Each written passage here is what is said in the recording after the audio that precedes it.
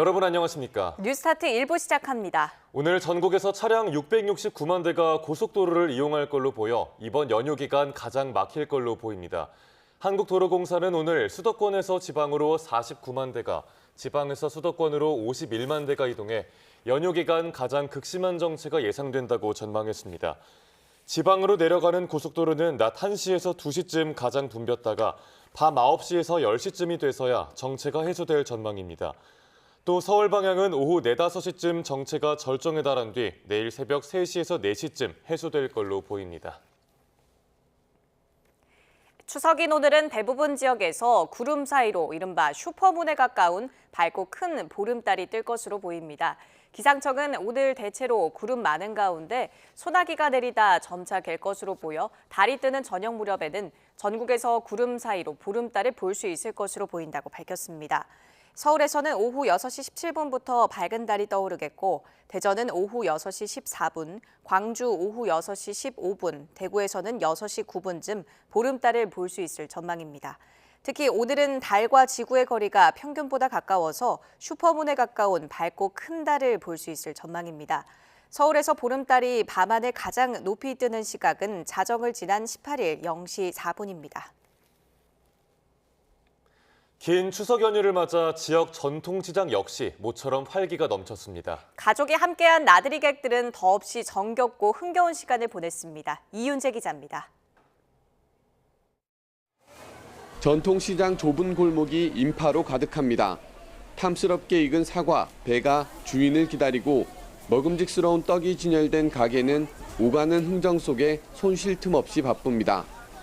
팬 위에서 노랗게 익어가는 전은 내놓기 무섭게 팔려나갑니다. 손님들 많이 오니까 좋지요. 감사해요, 손님들한테. 많이 사줘주셔서. 전 때문에 바빠. 일이 많이 몰리니까. 대목을 맞아 전통시장이 오랜만에 활기를 되찾았습니다. 명절 대표 음식이 이제 전 아니겠어요? 전하고 또 가족들 모이기 때문에 일반적인 음식도 준비하고 그래서 푸짐한 한가위가 될 수 있도록 그 정성껏 준비를 했습니다. 민속박물관에선 아이들이 시간 가는 줄 모르고 전통놀이 산매경에 빠졌습니다. 힘차게 육가락을 던지고 말을 놓으며 윷놀이를 즐깁니다. 또 병 속에 화살을 집어넣는 투어놀이로 한판 대결을 펼칩니다.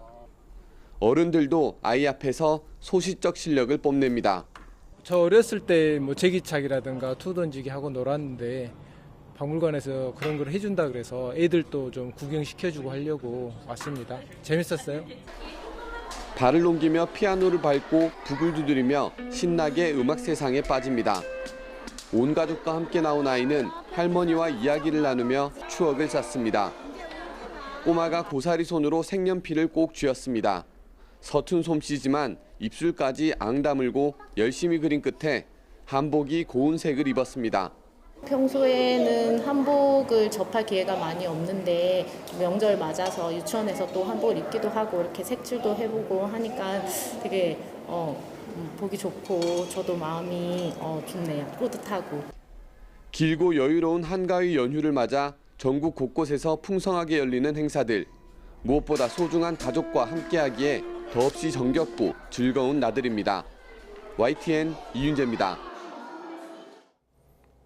추석을 맞아 어르신들과 학생들이 모여 송편을 비는 행사가 열렸습니다. 세대 차이가 아닌 세대 교류를 위해 함께 소통하는 시간을 가졌습니다. 권준수 기자가 현장에 다녀왔습니다. 6명씩 조를 만들어 함께 앉아있는 어르신들과 앳된 고등학생들. 도란도란 얘기를 나누면서 반죽으로 송편을 만들어 봅니다. 자, 이렇게 오목하게 해서 잡고 만드는 거다. 지역 노인복지관에서 추석을 맞아 세대 교류를 위한 전통 문화 행사가 열렸습니다.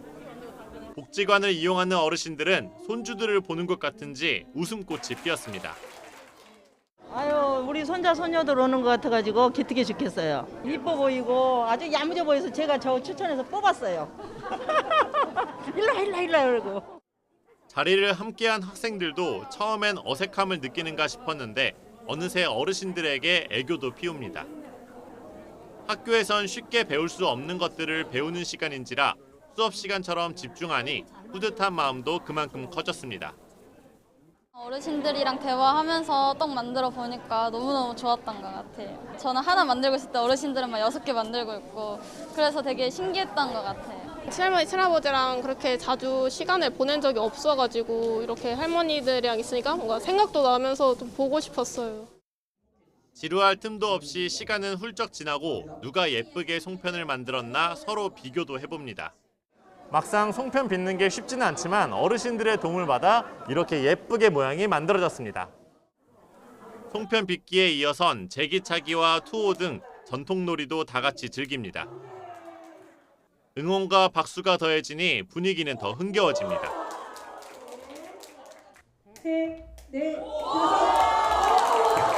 세대 간의 차이가 있다고 하지만 보름달처럼 풍성하고 따뜻한 추석이 되길 바라는 마음에는 차이가 없었습니다. YTN 권준수입니다.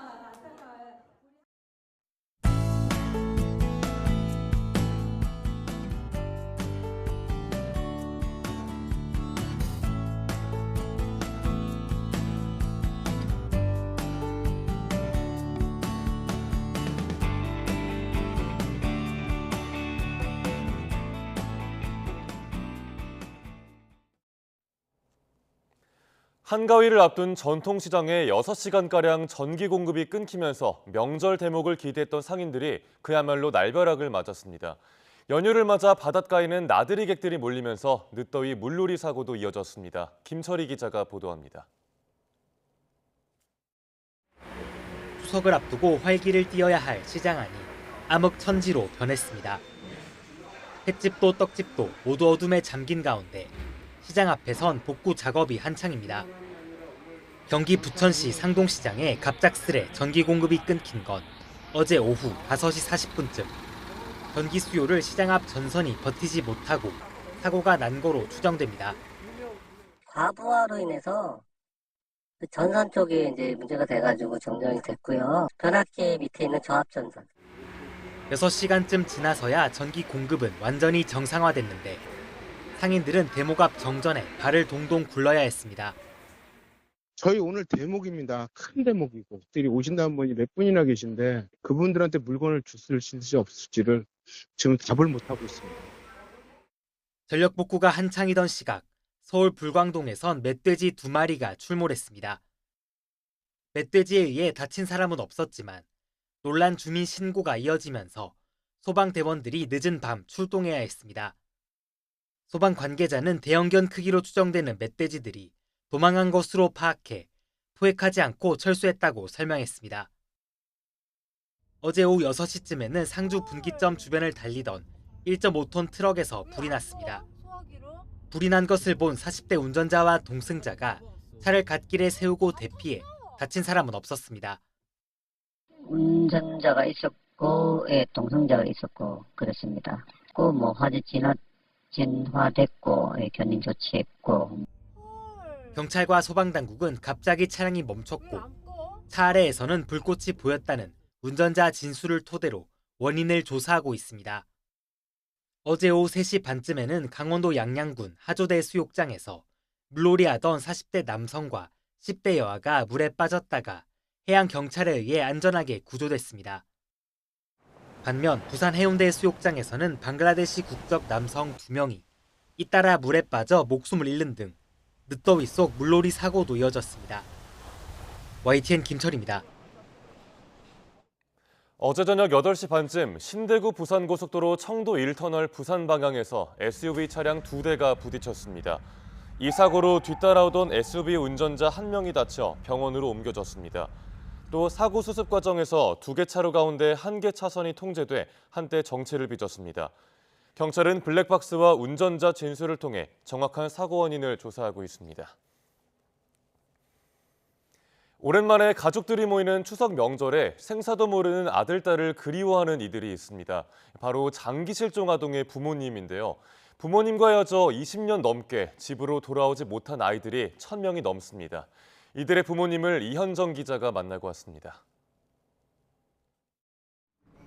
33년 전 친척집 앞에서 어린 딸을 잃어버린 정원식 씨. 초등학교 6학년이던 딸 유리는 그때 모습 그대로 사진 속에서 웃고 있는데 어느덧 아빠는 백발이 성성한 노인이 됐습니다. 지난 세월 전단 수만 장을 나눠주고 지하철역도 안 가본 곳 없이 돌아다녔지만 유리는 찾을 수 없었습니다. 10손가락 깨물어서는 안 아픈 손가락이 있으니까 다 똑같잖아요. 애들 모여갖고 서 있을 때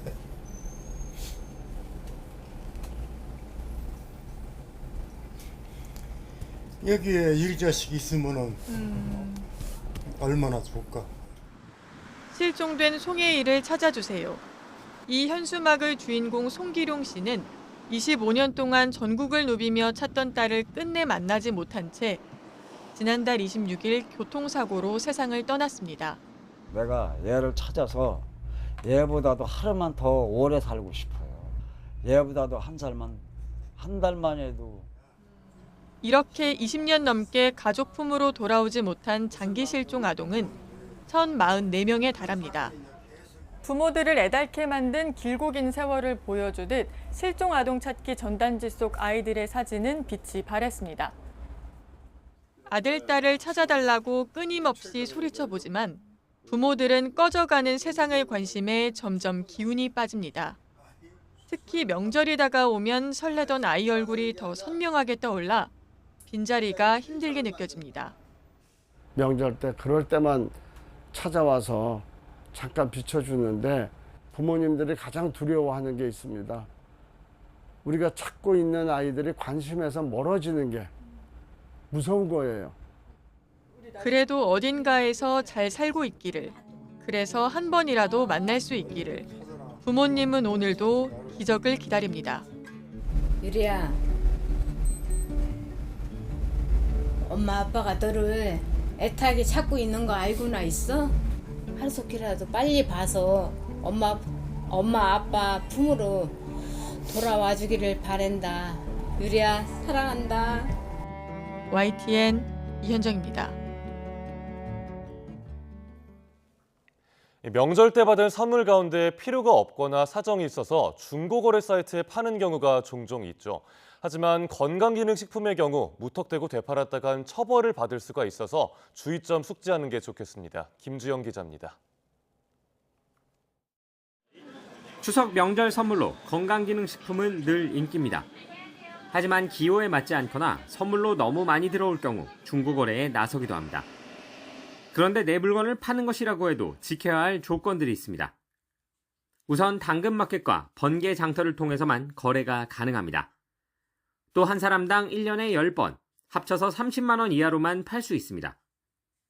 기능성 식품인 만큼 뜯지 않은 상태여야 하고 소비기한이 6개월 이상 남아있어야 합니다. 어떤 성분이 들어있는지 표시사항을 모두 확인할 수 있어야 판매가 가능합니다. 특히 직접이든 구매 대행이든 해외에서 산 식품들은 팔 수 없습니다. 식약처의 정식 수입 신고가 되지 않은 무신고 식품입니다. 따라서 재판매가 허용되지 않습니다. 이런 기준을 지키지 않을 경우 건강기능식품법이나 식품위생법에 따라 처벌받을 수 있습니다.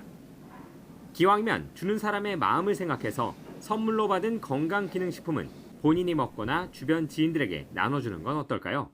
YTN 김주영입니다. 최근 도로 위의 지뢰라고까지 불리는 땅꺼짐 사고가 잇따르며 시민 불안감이 커지고 있습니다. 사전에 위험 요소를 발굴하고 조처하는 게 가장 중요한데 탐지 인력이나 장비는 턱없이 부족한 걸로 드러났습니다. 보도에 박정현 기자입니다. 도로를 달리던 차량이 기우뚱하더니 순식간에 땅 밑으로 끌려 들어갑니다. 지난달 말 서울 연희동 도로에서 갑자기 땅꺼짐이 생기며 달리던 차가 빠졌고 2명이 크게 다쳤습니다. 이후에도 불과 열흘 남짓한 기간 서울 청운동, 안암동 등에서 연달아 땅꺼짐 사고가 터졌습니다. 이 같은 땅꺼짐 사고는 해마다 190건 정도 발생하는데 최근 4년간 인명피해도 사망 1명을 포함해 30명을 훌쩍 넘겼습니다. 땅꺼짐은 지형과 강우, 매설물 등 복합적 요인들이 결합해 발생하는 경우가 많은 만큼 위험 지역을 선별하고 대비하는 게 중요합니다. 반복적인 조사를 통해 지하의 빈 공간인 공동을 찾아내는 건데 대표적인 방법이 바로 집안 탐사로 레이더 장비를 이용해 땅속을 들여다보는 겁니다. 지표 투과 레이더를 활용하면 지하 2m까지 공동을 찾아낼 수 있는데 집안 탐사 범위가 넓어지며 실제 땅 꺼짐 발생도 조금씩 감소 추세로 접어들었습니다. 문제는 집안 탐사를 위한 전문 인력과 장비가 충분치 않다는 겁니다. 현재 국토부 직원 12명이 기계 8대로 전국을 다니고 있는데 상황이 이러다 보니 집중호우로 집안이 가장 약해지는 장마철 이전까지 전체 도로의 10%도 조사를 진행하지 못했습니다. 국토부는 내년까지 장비를 11대로 늘리고 인력도 20명까지 확충한다는 계획이지만 우선 조사를 해야 할 고위험 지역조차 제대로 선별되지 않는 등 내부적으로 필요한 인력과 장비 규모도 정확히 파악되지 않은 상태입니다. 싱크홀은 언제 어디서 나에게 닥칠 수 있는 커다란 위험입니다. 그래서 전문 인력을 확충하고 전문 장비를 통해서 집안 탐사를 확실히 해야지 선제적으로 예방할 수 있습니다. 계속되는 사고로 시민 불안이 커지자 국토부는 부랴부랴 태스크포스를 꾸리는 등 대책 마련에 나섰습니다. 탐사 범위 확대, 점검 주기 단축 등 보다 실효적인 대비를 위해선 관련 예산과 인력, 장비 확충이 시급해 보입니다. YTN 박정현입니다. 트럼프 전 미국 대통령을 암살하려 한 혐의로 체포된 용의자는 하와이 출신의 58살 남성인 것으로 나타났습니다. 미국 사법당국 관계자는 이번 사건의 용의자가 하와이 출신의 58살 남성인 라이언 웨슬리 라우스라고 밝혔다고 AP와 뉴욕타임스 등이 보도했습니다. 이 남성은 과거 SNS에서 우크라이나 전쟁에 큰 관심을 보였고 우크라이나를 위해 싸울 사람들을 구하려 주장했다고 말했습니다. 또 2016년 대선에서 트럼프를 선택했지만 크게 실망했고 트럼프 전 대통령이 사라지면 기쁠 것 같다고 적기도 했습니다. 또다시 암살 시도에 노출된 트럼프 전 대통령은 평소 골프 애호가로 유명한데요. 골프장은 숲이나 언덕이 많아 암살범이 몸을 은폐하기 쉬운 구조라서 비밀 경호국이 평소에도 우려를 표해온 것으로 알려졌습니다. 김승환 기자입니다. 트럼프 전 대통령이 막내 아들 배런과 골프 카트에 앉아 있습니다. 지난 6월 말 조 바이든 대통령과 TV 토론을 마친 직후의 모습입니다. 이처럼 트럼프는 대선 일정을 소화하면서도 골프장을 자주 찾을 만큼 소문난 골프광입니다. He calls me during the middle of the school day to ask how my golf game is going and tells me all about his. 심지어 골프장에서 기자회견을 열기도 하는데 이번 암살 시도도 자신이 소유한 골프장에서 골프를 치던 중에 발생했습니다. 골프장은 큰 도로에 접해 있는 경우가 많고 몸을 숨길 수 있는 숲이나 언덕이 곳곳에 있어 경호하기 까다롭습니다. Protection worked. We can't be everywhere at all times, right? There's, these are still human beings can do. There are limitations to resources. 갑작스러운 공격에도 취약합니다. 일반인의 골프장 이용을 막거나 주변 도로를 폐쇄하지 않는 만큼 비밀 경호국 요원들이 트럼프 이동 전후로 위험한지 살펴보는 수준이기 때문입니다. 이번 사건에서도 트럼프와 용의자 사이 거리는 300~400m 정도로 매우 가까웠습니다. 지난 7월 암살 미수 사건에 이어 트럼프가 골프장에서 또다시 공격에 노출되면서 경호 수준이 더 올라갈 가능성도 제기됩니다. YTN 김승환입니다. 트럼프 전 대통령은 자신에 대한 두 번째 암살 시도가 조 바이든 대통령과 카멀라 해리스 부통령 때문이라고 비난했습니다. 트럼프 전 대통령은 현지 시간 16일 폭스뉴스 디지털과의 인터뷰에서 암살 시도 용의자는 바이든과 해리스의 레토릭을 믿었고 그 믿음에 따라 행동한 거라고 주장했습니다. 또 바이든 대통령과 해리스 부통령의 언사가 자신이 총에 맞도록 만들고 있다고 덧붙였습니다. 트럼프 전 대통령의 이런 주장은 바이든 대통령과 해리스 부통령이 유세에서 트럼프가 민주주의에 대한 위협이라고 강조하고 있는 것에 대한 반발로 풀이됩니다. 이번 암살 시도로 경호 문제가 다시 불거진 가운데 바이든 대통령이 비밀 경호국을 더 지원해야 한다고 강조했습니다. 뉴욕타임스는 바이든 대통령이 백악관을 나서며 트럼프 전 대통령이 무사히 하나님께 감사하다면서도 비밀 경호국에 더 많은 지원이 필요하고 의회가 부응해야 한다 말했다고 보도했습니다. 바이든 대통령은 앞서 낸 성명에서 트럼프 전 대통령의 안전을 보장하는 데 필요한 모든 자원과 보호 조치를 계속 갖추도록 하라고 지시했습니다. 미국 대선이 50일 앞으로 다가오면서 전 세계가 결과에 촉각을 곤두세우고 있습니다. 누가 미국 대통령이 되느냐에 따라 세계 경제에 미칠 파장도 다르기 때문인데요. 우리 경제에는 어떤 영향을 미칠지 최하영 기자가 따져봤습니다.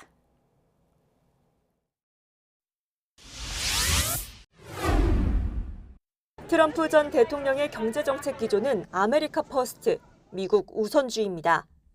If China or some other country is behaving badly, we have things called tariffs that are so severe.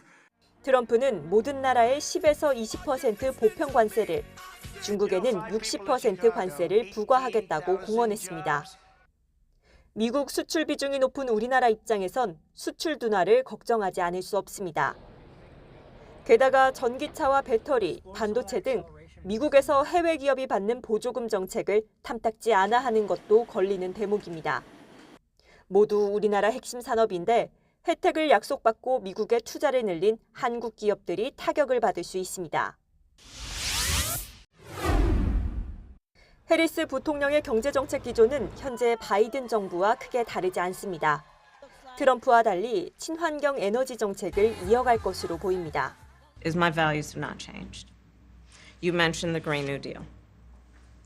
I have always believed, and I have worked on it, that the climate crisis is real, that it is an urgent matter. 미국에 공장을 세운 한국 전기차와 배터리 업체 입장에선 상대적으로 반가울 수밖에 없습니다.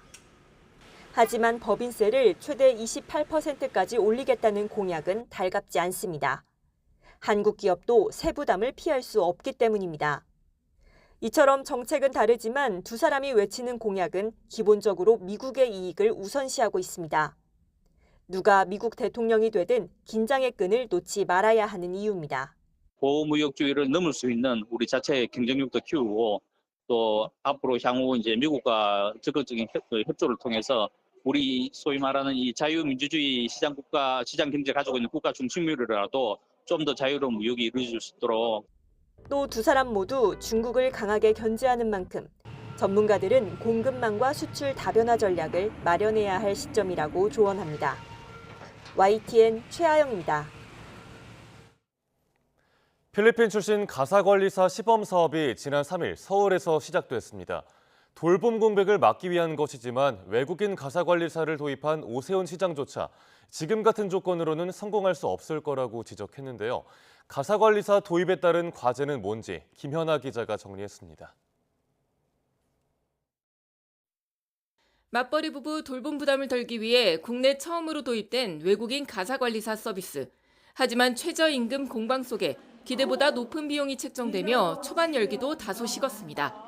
사용자도 강남 고소득 가정에 집중됐는데 비싼 만큼 보육보다 영어 조기 교육을 기대하는 엉뚱한 상황도 벌어졌습니다.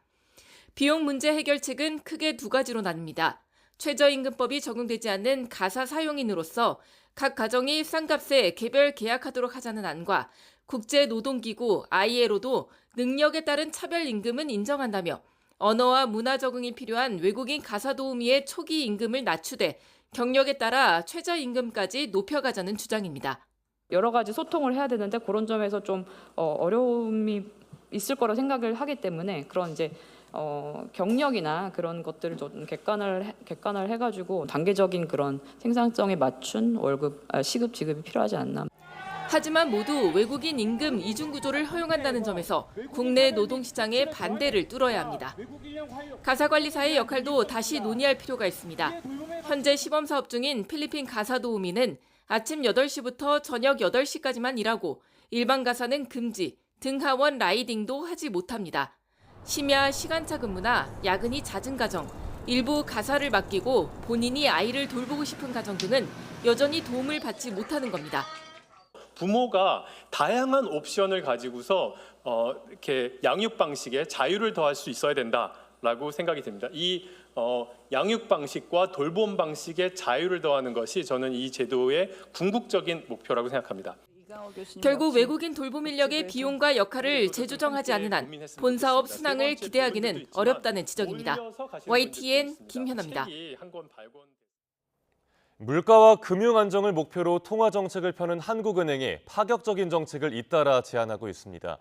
돌봄 업종에 대한 최저임금 차등 적용과 대학 지역 할당제까지 그야말로 시끄러운 보고서를 내놓고 있는데 왜 그런 걸까요? 이형원 기자가 취재했습니다.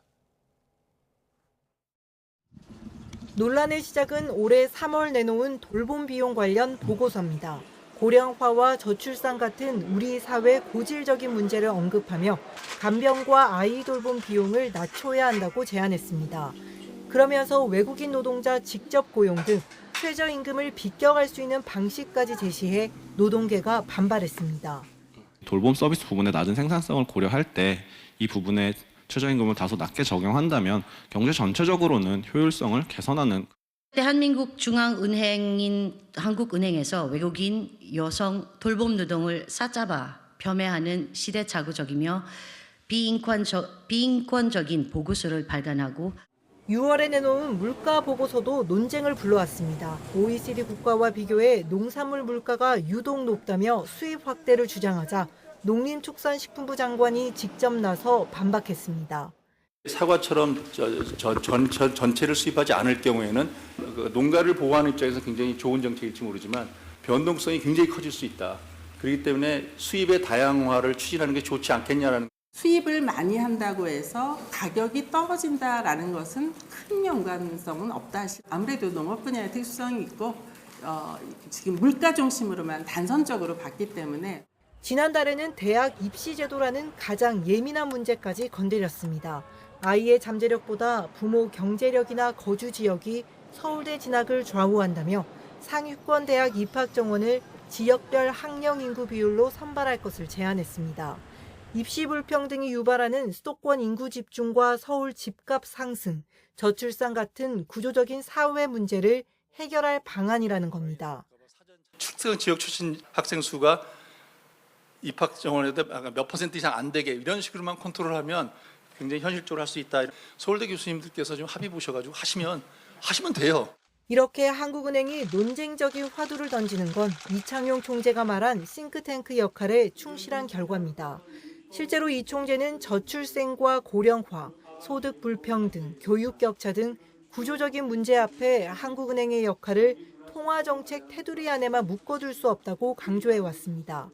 우리에게는 이미 낮게 매달린 과일은 더 이상 없는 상황이기에 높게 매달린 과일을 수확하기 위해서는 어려움이 수반된 구조개혁이 필요하다는 뜻입니다. 이런 구조개혁을 위해 이 총재가 내세운 시끄러운 한은으로 거듭나 파격적인 행보를 이어가고 있다는 평가가 나옵니다. YTN 이영훈입니다. 프랑스 리옹에서 열린 국제기능 올림픽 대회에서 우리나라 선수단이 종합 2위를 차지했습니다. 고용노동부와 한국산업인력공단은 현지 시간 지난 15일 폐막한 이번 대회에서 우리나라가 금메달 10개, 은메달 13개, 동메달 9개, 우수 11개의 성적을 거둬 중국에 이어 2위를 차지했다고 밝혔습니다. 역대 국제기능올림픽에서 19차례 종합 우승을 차지했던 한국은 코로나19로 분산 개최된 직전 2022년 대회에서도 준우승을 기록했습니다. 이재용 삼성전자 회장이 프랑스 리옹에서 열린 국제기능올림픽 대회 폐막식에서 수상자 자격으로 참석했습니다. 이 회장은 현지 시간 15일 국제기능올림픽 폐막식에서 4차 산업부문 수상자로 등장해 은메달을 수상한 한국 선수단에 직접 메달을 걸어줬습니다.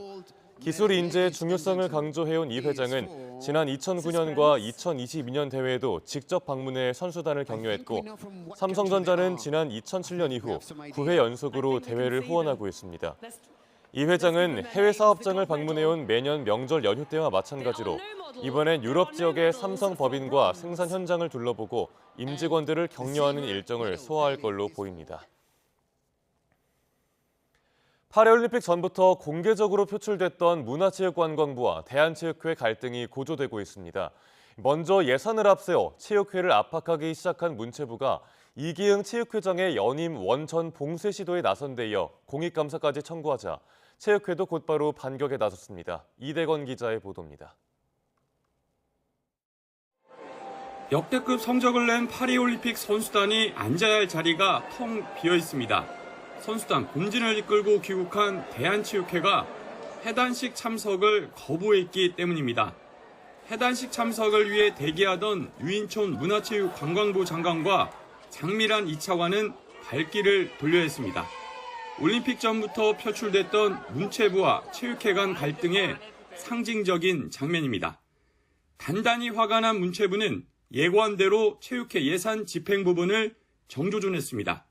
내년도 생활체육 예산 가운데 416억 원을 체육회를 건너뛰고 지자체를 통해 집행하기로 한 겁니다. 체육회가 문체부로부터 연간 4,200억 원을 받아 시도체육회와 각 종목단체에 지원한 예산 가운데 9.9%에 해당합니다. 이른바 체육회 패싱입니다.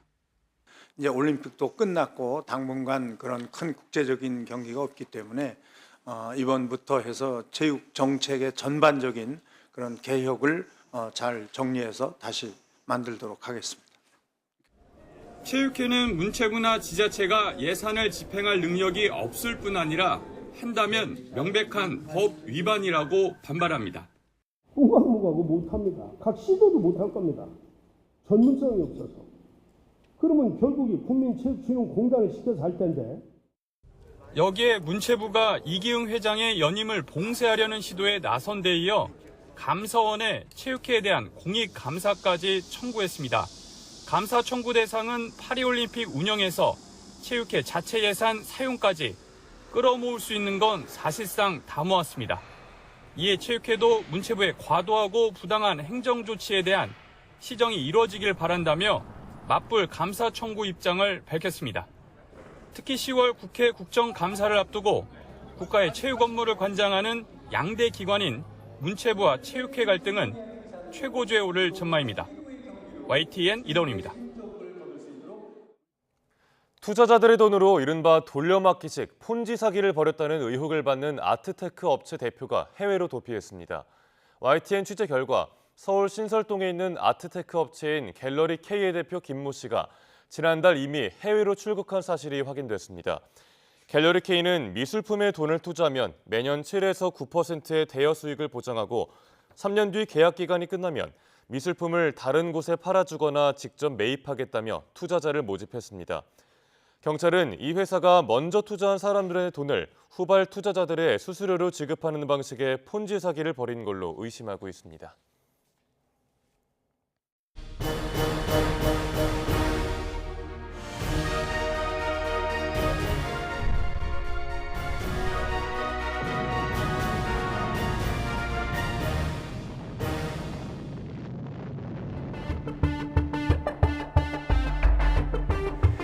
북한의 쓰레기 풍선 살포는 휴일 밤낮을 가리지 않고 이어졌습니다. 이번 쓰레기 풍선 살포는 4세트에 이어지며 최장 기간을 기록했습니다. 북한이 쏜 복수의 단거리 탄도미사일이 비행한 거리는 360km 남짓입니다. 남쪽으로 겨냥하면 서울과 대전 같은 대도시를 비롯해 대룡과 군산 등 군 주요 시설까지 닿는 거리입니다. 6개의 발사관에서 연이어 발사되는 미사일이 잡혔는데 600mm 초대형 방사포로 확인됐습니다. 북한은 과거 초대형 방사포를 한 발씩 쏘다가 2019년 10월 연속 발사 시간을 19분에서 3분으로, 한 달 뒤에는 30초로 단축했습니다. 북한이 처음으로 공개한 우라늄 농축시설로 매체들은 김정은 국무위원장이 현지 지도에 나섰다고 전했습니다. 김 위원장은 현장을 둘러본 뒤 보기만 해도 힘이 난다며 전술 핵무기 제작에 필요한 핵물질 생산에 총력을 집중해달라고 독려했습니다. 핵탄 생산 및 현행 핵물질 생산 실태를 의뢰하시고 무기급 핵물질 생산을 늘리기 위한 전망 계획에 대한 중요 과업을 제시하셨습니다. 세르게이 쇼이구 러시아 국가안보회의 서기와 김정은 북한 국무위원장이 환한 미소를 주고받으며 대화를 나눕니다. 지난 6월 푸틴 대통령의 방북 후 2달여 만에 푸틴의 최측근이 평양을 찾은 겁니다. 김 위원장은 포괄적인 전략적 동반자 관계 조약의 정신에 맞게 러시아와의 협력을 더욱 확대해 나갈 것이라고 강조했습니다. 북한은 국방력 강화 이후로 외부 위협을 내세웠지만 결국 핵무기 보유라는 큰 틀 아래서 이루어졌다는 평가입니다. 이번 우라늄 농축시설 공개 역시 기존의 비핵화 협상 카드가 아닌 핵 군축 카드로 보고 북핵 억제력을 강화하는 방안에 더 집중해야 한다는 목소리가 커지고 있습니다.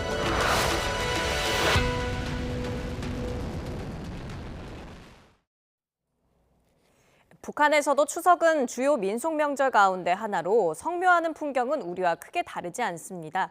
다만 추석 당일 하루만 쉬는데요. 특히 올해 추석은 큰 수해로 인해 어느 해보다 암울한 명절을 보낼 것으로 보입니다. 이종원 기자입니다. 추석을 맞아 열린 북한의 전국 민족 씨름대회.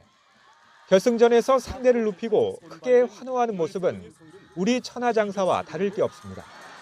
북한의 대표적인 명절 스포츠로 해마다 추석 되면 각 지역 장사들이 모여 현란한 기술을 겨룹니다. 경기가 끝난 후 순위권에 입선한 선수들에게 우승컵과 상장, 메달이 수여됐습니다. 북한의 추석은 음력 8월 15일, 단 하루만 공휴일입니다.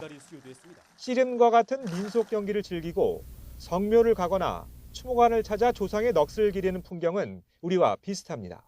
북한은 유골보관소가 순수한 보관소의 개념을 갖고 있거든요. 유골보관소에서 유골을 찾아가지고 공지나 공터에 나와가지고 그러면 거기다 넣고선 산소 앞에 있는 것처럼 그런 형식으로 거기서 진행을 하는 거예요. 그러나 북한에서 추석은 한동안 금지된 명절이었습니다. 봉건 잔재이자 사회주의 생활 양식에 어긋난다는 이유로 폐지됐다가 지난 1988년에서야 설과 한식, 단오 등과 함께 4대 민속 명절로 지정됐습니다. 물론 이틀 동안 연휴를 보장받는 김일성과 김정일 생일이 아직은 최대 명절이라 북한 주민에게 추석은 성묘 가는 날이나 가족이 모이는 날 정도로 인식됩니다.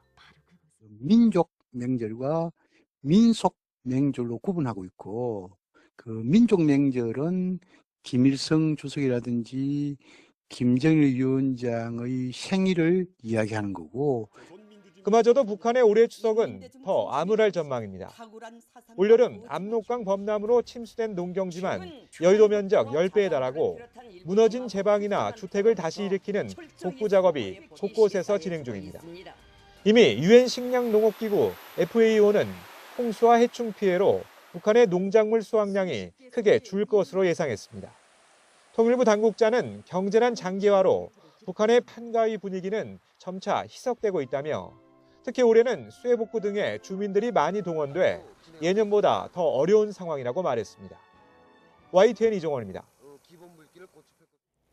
북한이 코로나19로 걸어 잠갔던 국경을 서방 국가들에도 다시 서서히 열려는 움직임을 보이고 있습니다. 정상화를 강조하며 외교적 고립을 탈피하려는 시도로 보이는데요. 동시에 북한은 러시아와 더 밀착하며 고위급 교류에 속도를 내고 있습니다. 조수연 기자입니다. 북한의 유일한 국제사립대학인 평양과학기술대의 외국인 교수진 일부가 최근 복귀한 것으로 전해졌습니다. 코로나19 팬데믹으로 북한을 떠난 지 4년 만입니다. 교수진은 지난 봄 북한 당국에 비자를 신청했는데 일단 지난달 말 일부만 입국 비자를 받았습니다. 북한이 지난해 하반기 국경을 제한적으로 개방한 후 서방 국적 외국인에게 상주 비자를 내준 건 이번이 사실상 처음입니다. 주 북한 스웨덴 대사관은 재가동이 잠정 결정됐고 영국과 폴란드 외교관들도 평양으로 복귀할 준비를 하고 있는 것으로 알려졌습니다. 남북 강경 대립 구도 형성과 다르게 국제적으로는 전방위적으로 고립을 탈피하려는 그런 전략을 추구하고 있다고 볼 수 있어요. 동시에 북한은 대외 관계에서 가장 중시하는 러시아와는 더 밀접한 고위급 교류를 이어가고 있습니다. 김정은 위원장은 최근 방북한 푸틴의 최측근 쇼이구 국가안보회의 서기를 만나 러시아와 협력을 더욱 확대해 나갈 것이라고 강조했습니다. 여기에 최선희 외무상이 유라시아 여성포럼 참석차 러시아를 방문하면서 러시아 측과 김 위원장의 연내 방러 문제나 군사협력 논의를 이어갈지 주목되고 있습니다. 북한이 러시아한테 요구하는 것들이 완전히 충족이 되지 않고 있는 상황인 모습은 현상적으로 드러납니다. 그런 부분에 대한 구체적인 러시아에게 요구 가능성도 배제할 수는 없겠죠. 애초 최 외무상이 오는 24일 유엔 총회에 참석하는 방안도 거론됐지만 러시아에 가게 되면서 유엔 총회 참석은 어려울 수 있다는 관측도 나옵니다. YTN 조수연입니다. 윤석열 대통령이 김용현 국방부 장관 지명과 함께 연쇄 이동 논란이 일었던 외교 안보 분야 인선을 모두 마무리했습니다. 추석 연휴 직후 체코 방문을 시작으로 하반기 다자 정상외교 무대가 이어지는데 급변하는 국제정세 속 본격적인 외교 시험대가 펼쳐질 전망입니다. 신웅정 기자입니다. 윤석열 대통령은 여름 휴가 복귀 직후 외교안보 라인 인사를 전격 단행했습니다. 외교안보 특별보좌관을 신설해 장호진 당시 국가안보실장을 배치하고 신원식 전 장관과 김용현 전 경호처장은 각각 안보실장과 국방장관으로 연쇄 이동한 겁니다. 장 실장은 불과 임명 7개월 만에 교체되고 군 출신으로는 10년 만에 안보실장이 나오면서 여권 내에서도 깜짝 인사라는 평가가 나왔습니다. 좀 깜짝 놀라긴 했어요. 저뿐만이 아니라 여당에서도 많은 분들이 몰랐던 인사였고 제가 전에 듣기로 국방부 핵심 관계자분들도 의외였다, 몰랐었다. 경질설, 대통령실 내 권력 다툼설 등 억측이 난무하자 윤 대통령은 리베로 특보가 필요했다며 인사 배경을 직접 설명했습니다. 좀 리베로와 같은 좀 자유로운 좀 위치에서 좀 해외를 자주 좀 다니면서 거기에 따라서 이렇게 연속해서 이루어진 것이라. 그러나 야당은 윤 대통령의 충암고 선배인 김 장관을 연쇄 인사의 출발점으로 보고 보훈 인사, 계엄 준비용 인사라며 반발했고 청문 보고서 채택은 불발됐습니다. 충암고 동문 대통령 신기만 챙기는 사람이 자기 목숨을 바쳐 나라를 지킬 수 있겠습니까? 도대체 왜 이런 인사 참사가 끝없이 되풀이 되는 것입니까? 여러 논란 속에도 임명장 수여로 인사를 마무리한 윤 대통령은 외교 행보에 다시 시동을 걸었습니다. 기시다 일본 총리와 고별 회담을 통해 재외국민 보호와 출입국 간소화 등 실질적인 외교 성과를 도출한 데 이어 추석 연휴 직후 체코 원전 방문길에 올라 24조 원 수주전의 성공적인 마무리 작업에 착수합니다. 이어 다음 달 라오스에서 열리는 아세안 정상회의를 시작으로 11월 에이펙과 G20까지 국제 다자회의 무대가 이어집니다. 일본과 미국 정상이 잇따라 교체되는 어수선한 상황에서 한미일 정상회담이 1년여 만에 성사돼 협력의 틀이 공고히 이어질지가 최대 관심사입니다. 윤 정부 들어 벌써 4번째 국가안보실장이 교체되면서 업무 연속성은 물론 전문성에 대한 우려의 목소리도 나오는 만큼 실질적인 성과로 증명해야 할 시간이 남았습니다. YTN 신윤정입니다. 9년 전 이란이 미국과 러시아 등 주요국과 체결한 이른바 이란 핵 합의는 트럼프 전 미국 대통령이 탈퇴를 선언한 이후에 사실상 폐기된 상태죠. 신임 이란 대통령이 이 합의를 복원하기 위해 미국과 직접 대화에 나서겠다는 뜻을 밝혔습니다. 황보선 기자가 보도합니다. 취임 후 첫 내외신 기자회견장에 나온 마수드 페제시키안 이란 대통령. 이란 핵 합의를 복원하기 위해서 미국과 대화하겠냐는 기자 질문에 자국을 적대시하지 않는다면 가능하다고 답하면서 미국과 형제 관계라는 말까지 합니다. اونا ما رو تحریم کردن. اونا پایگاه زدن. اونا ما رو تهدید میکنن. نکنن از این کارا ما مثلا برادریم با اونا هم برادریم کاری نداریم. 대선 당시 서방과 협상으로 제재를 풀어내 경제난을 해결하겠다고 공약한 그대로 실행하겠다는 뜻을 밝힌 겁니다. 핵 합의 타결의 주역이었던 아바스 아락치를 외무장관으로 기용한 점도 같은 의지에서 비롯된 것으로 보입니다. 핵 합의 복원을 협의할 시점으로 이달 연에는 유엔 총회를 거론하기도 했습니다.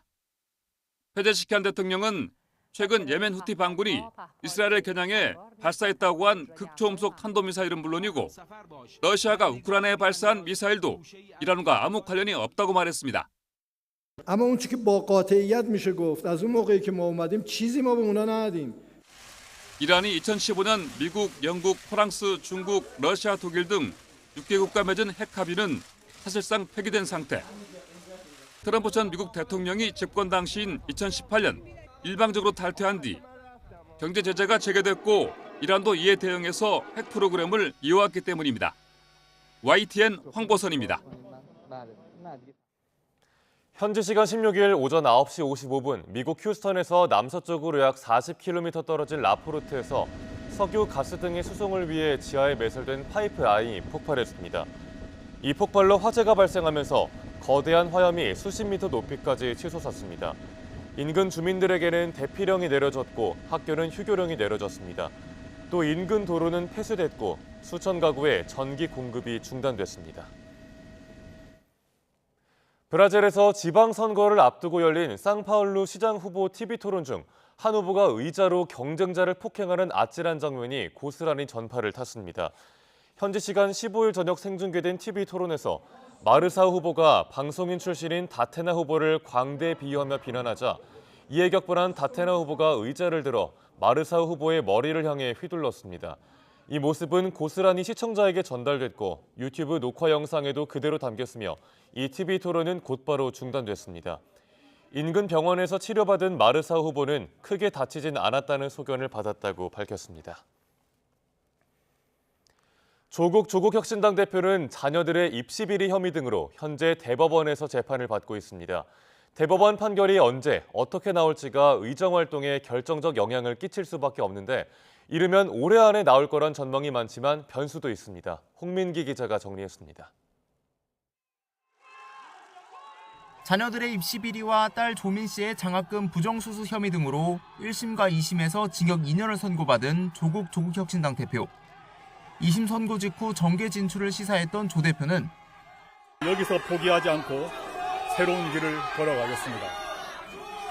검찰개혁을 추진하다가 무수히 찔리고 베었지만 그만두지 않고 검찰 독재의 횡포를 막는 일에 나설 것입니다. 직접 조국 혁신당을 창당해 국회에 입성했습니다. 원내 제3당을 이끄는 조국 대표의 의정활동 최대 변수는 대법원 판결입니다. 원심 판결이 확정되면 즉각 의원직을 잃게 되기 때문입니다. 대법원이 원심을 깨고 사건을 돌려보낸다면 5번째 재판까지 이어질 수도 있는데 형이 확정되지 않을 경우 대선이 있는 2027년 3월까지 의원직을 이어갈 수도 있습니다.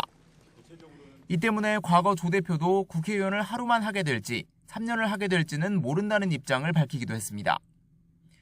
대법관 교체가 마무리되면서 이르면 올해 안에 판결이 나올 거란 전망도 있지만 변수도 있습니다.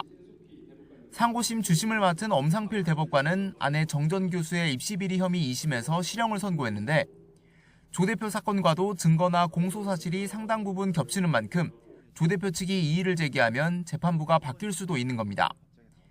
다만 그만큼 최종 판결 선고는 늦어지게 됩니다. 조 대표의 상고심 선고는 어떤 결과든 정치적 영향력을 미칠 수밖에 없는 만큼 대법원이 언제 어떤 판결을 내릴지 주목됩니다. YTN 홍민기입니다. 최근 정치권에선 고 노태우 전 대통령이 재임 시절 조성한 비자금을 다시 파헤쳐야 한다는 목소리가 잇따르고 있습니다. 딸인 노소영 아트센터 나비관장이 이혼 소송에서 제출한 어머니 김옥숙 여사의 메모를 고리로 재수사의 법적 근거를 마련하려는 움직임이 일고 있습니다. 나혜인 기자입니다. 고 노태우 전 대통령 배우자 김옥숙 여사가 썼다는 이른바 선경 300억 메모는 노소영 관장이 최태원 SK그룹 회장을 상대로 1조 3천억 원대 재산 분할 판결을 받아내는 결정적인 근거가 됐습니다. SK그룹 성장에 이바지했다는 주장을 인정받기 위해 과거 아버지의 비자금 내역을 스스로 드러낸 셈인데 법정 밖에선 예상치 못한 화살이 날아왔습니다.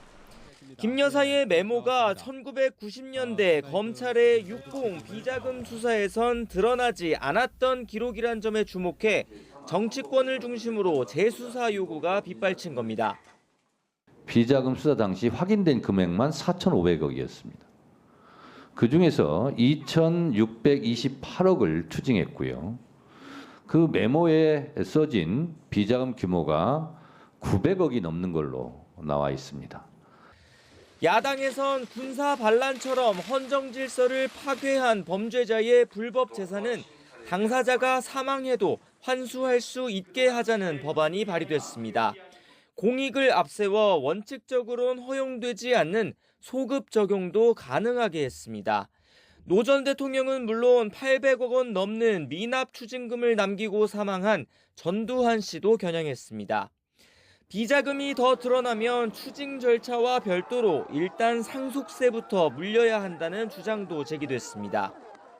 빨리 세무조사에 착수해서 계좌 추적을 하고 그다음에 자료 제출 요구하고 당시 관계자들 문답서를 받아야 되겠죠. 이게 과세를 해야 될 내용이면 당연히 해야 된다고 그렇게 생각합니다. 정부는 사실관계부터 확인하는 게 우선이라는 원론적인 입장을 밝혔지만 여당에서도 적극적인 조사를 요구하는 목소리가 나오고 있습니다. 역대 대통령 그 누구도 자유로울 수 없습니다. 법으로부터 자유로울 수 없고요. 정확한 법의 잣대를 대주시기를 부탁드립니다. 아직 대법원의 최종 판단이 남았지만 전직 대통령 딸의 이혼 재판에서 드러난 정경유착 의혹은 정치권에서 먼저 파고드는 모습입니다. 이미 2천억 원 넘는 추징금을 낸 노 전 대통령 일가를 상대로 실질적인 추가 환수가 가능하겠느냐는 회의론을 넘어설 수 있을지도 주목됩니다. YTN 나인입니다. 요즘 건설된 아파트를 보면 같은 면적이라도 옛날 아파트보다 구조가 훨씬 편리하게 잘 빠졌다라는 말을 많이 하게 되는데요. 부부라도 방해받지 않고 잠을 자고 혼자만의 공간을 확보하는 등 최근 트렌드와 인구 구조 변화를 반영한 새로운 개념의 설계 구조를 건설사들이 잇따라 내놓고 있습니다. 김기봉 기자가 전해드립니다. 포스코 ENC가 최근 발표한 아파트 설계입니다. 당연히 대형 침대 하나가 들여져 있던 기존 안방과 달리 부부의 수면 공간이 개인으로 분리돼 있습니다. 또 부부 각자가 서재나 취미 공간으로 활용할 수 있는 알파룸도 별도로 구성되어 있습니다. 어린아이 하나를 둔 3인 가족을 위해서는 아이의 놀이방을 거실에 바로 연결 배치해 더 친밀한 구조를 만들었지만 부부의 수면 공간은 역시 분리돼 있습니다. 시니어 부부를 위한 아파트도 침실과 욕실, 테라스 공간을 따로 마련했습니다. 생활 패턴에 따라 각자 다른 수면을 방해받고 싶지 않고 혼자만의 정서적 휴식을 찾는 현대인들의 요구를 설계에 반영한 것입니다. 1,200명을 대상으로 다양한 질문을 좀 해봤습니다. 조사 응답자의 46%가 부부가 독립 수면을 이미 하고 있는 걸로 나타났고 가능하다면 60% 가까운 숫자가 독립 수면을 희망한다고 이렇게 나왔습니다. 필요에 따라 내부 구조를 원하는 대로 바꿀 수 있는 설계 구조도 있습니다. 삼성물산 건설은 거주자의 취향이나 필요에 따라 벽을 옮겨 집의 구조를 원하는 디자인으로 바꾸는 넥스트 홈 설계를 내놓은 상태입니다. 기술의 핵심은 하중을 지탱하는 내력벽이 따로 없어도 되는 이른바 무주 형태의 역학 구조입니다. 넥스트 라멘 구조는 당사가 독자적으로 개발한 구조입니다. 기둥들을 밖으로 배치하고 그 기둥들을 이어주는 그 볼을 저희가 특별한 볼을 개발을 했고요. 그 기둥과 기둥 사이에 슬라브들을 큰 긴 데크형으로 만든 것이 특징입니다. DLENC도 내력벽을 최소화하고 나머지 구조를 변형 가능하도록 한 형태의 아파트를 가평과 동탄, 거제에 시공했습니다. HD 현대건설은 버튼만 누르면 거실의 벽이 이동하고 벽에 매립되어 있던 책상과 침대가 나오는 트랜스포밍 구조를 선보이는 등 아파트 구조와 설계에서도 치열한 아이디어 경쟁이 가열되고 있습니다. YTN 김기봉입니다.